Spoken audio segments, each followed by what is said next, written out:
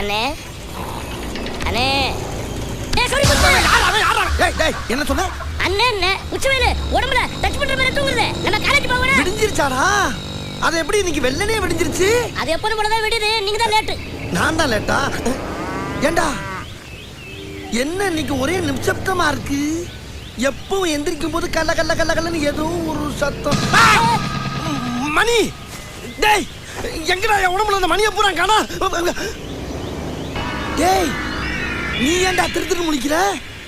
இந்த பார், உண்மையை சொல்லு, இல்ல ஒரே குத்து உள்ள போயிருவ.